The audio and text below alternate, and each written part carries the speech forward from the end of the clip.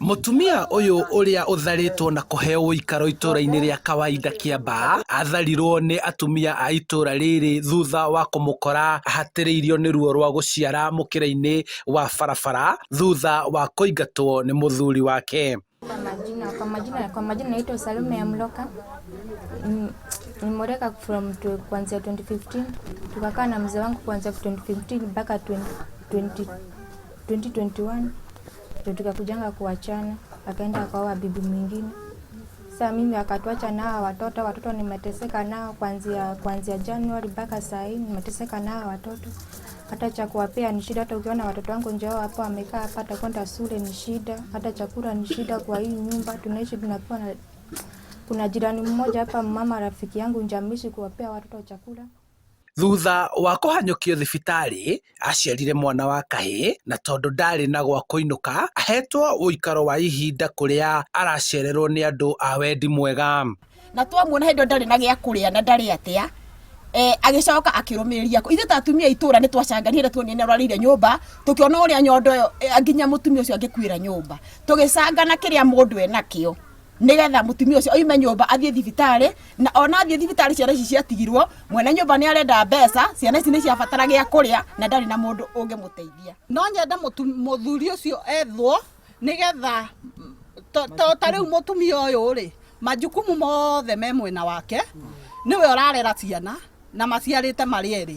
Rĩu mũtumia ũyũ niwe wĩna mathĩna tondũ nginya ta rĩu angĩkorwo aragũrĩrwo itanda nĩ athuri angĩ rĩ mũthuri ũyũ wake nĩwe ũngĩoire jukumu ĩyo nĩgetha agũrĩre mũtumia wake gĩtanda na gĩkondoro mũtumia ũyũ arakomera tũkũnia. Ndiũĩ kana nĩ muona nĩ tũkũnia tũtũ twarĩtwo haha hagacoka hakarwo gĩcuka. Tiga nĩ mũndũ wa wendi mwega woka auga atĩ agũre gĩtanda na nĩwe koigi agũre gĩtanda na gĩkondoro rĩ nĩ ingĩra cibu wa itũra rĩrĩ na women rep wa itũra rĩrĩ ritũ moke macarie mũthuri ũcio nigetha mamenye ũrĩa megwĩka nake kuma ndagĩka ĩno. Kũringana na mũthuri wa itũra rĩrĩ mbara cia mĩciĩ nĩ ciongererekete na arendekithia atongoria manyitanĩre na mũingĩ gwethera thĩna ũyũ kĩhonia gĩa gũtũra. Tũngĩnyitanĩra athuri a itũra na atongoria arĩa tũthurĩte na acibũ aitũ tuge thirikari mathĩna mau no mathire tondũ atongoria acio aitũ nĩo tũthurĩte nĩgetha matuĩke a gũtũteithia na nĩgetha mathi kũrĩa kĩrĩa kĩagĩrĩire gũkinyĩra raia gĩkorwo gĩkĩmakinyĩra. Koguo tũngĩnyitana nao mathĩna mamwe tondũ ona andũ aingĩ mahĩtanagia nĩ ũndũ wa cukuru mũndũ akona nĩ gweka atĩa ũkona mũthuri nĩona haha nĩ haritũ ũkaigua nĩ akũ. Nĩ hagĩrĩirwo hagĩe na mũbango ũrĩa tũngĩkorwo na centers ciana ici cirathigĩtwo ciĩ iki cirorũraga gũkũ tiga nĩ atumia maramanyitĩte ciana ici nĩ cingĩronete ũũ tondũ mũtumia arakĩrĩ thibita no tũngĩkorwo twĩna center ĩmwe gũkũ rĩu cianda twakorwo twĩ handũ haraihu mbere no ũrĩa tũngĩhoya atongoria no magĩe na kaidea ta kau na tũmenye ũrĩa tũgũthondeka cianda kĩ itwĩthiĩ na mbere.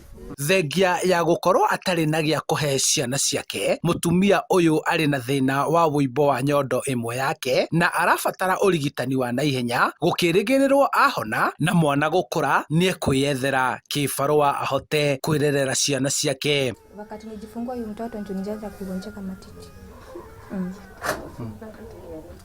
Ikianza kufura iligonjeka tu yenyewe ikaanza tu kufura tu yenyewe. Sasa ndio majirani hapa wakanisaidia wakanipeleka kwa hospitali. Sasa kutoka kwa hospitali sasa nikapelekwa kwa hospitali. Nikaenda nikafanyia operation ya matiti. Sasa nilifanyia operation pesa zikakosekana watu wetu wakapigiwa simu watu wetu wakanikana karibu watu wetu walinikana wote. Sasa walinikana wote sasa ule shosho kuna shosho mmoja hapa ndio alinisaidia. Sasa nikatoka kwa nini handũ-inĩ ha Inooro TV kuma kawaida Kiambaa kaunti-inĩ ya Kiambu njĩtagwo Charles Gĩkunga wa Kariũki.